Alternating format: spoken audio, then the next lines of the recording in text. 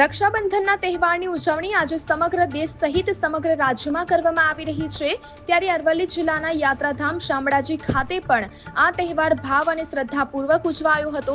રક્ષાબંધનના તહેવાર પ્રસંગે હજારો ભક્તો ભગવાન શામળાજી માટે રાખડી લઈને આવ્યા હતા અને ભગવાન શામળિયાને રાખડી અર્પણ કરી હતી, જે રાખડી મંદિરના પૂજારી દ્વારા ભગવાનના હાથે બાંધવામાં આવી હતી। ત્યારે ભગવાન શામળિયા ખાતે હજારો ભક્તોની રક્ષાના તાંતણે બંધાયા હતા।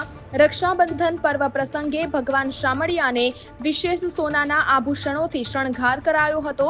ત્યારે સવારની શણગાર આરતીના હજારો ભક્તોએ દર્શન કર્યા હતા।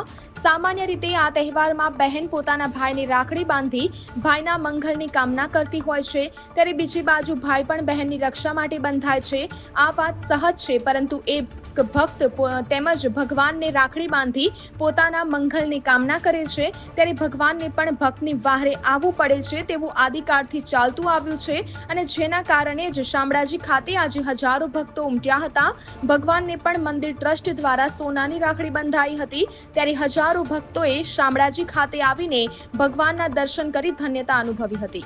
આજે શ્રાવણ સુદ પૂનમ એટલે કે રક્ષાબંધન શામળાજી ભગવાનના મંદિરમાં શામળાજી ખાતે આજે રક્ષાબંધનની ધૂમધામથી ઉજવણી થઈ રહી છે।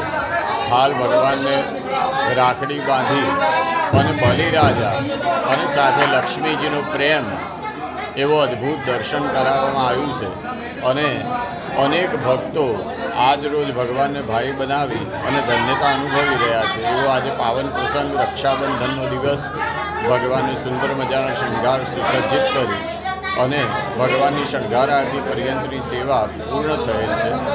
ત્યારબાદ 11:30 વાગે ભગવાન રાજભોગ જમવા બેસશે, 12:15 વાગે રાજભોગ આરતી, ત્યાર પછી 2:15 વાગે ઉત્થાપન, 7 વાગે સંધ્યા આરતી અને 8:15 વાગે શયન થઈને 8:30 વાગે મંદિર મંગલ થશે। એવો આ દિવસનો સુંદર મજાનો કાર્યક્રમ છે। અનેક ભક્તો લાભ લઈ રહ્યા છે અને ભગવાનને રાખડી બાંધી અને ધન્યતા અનુભવી રહ્યા છે।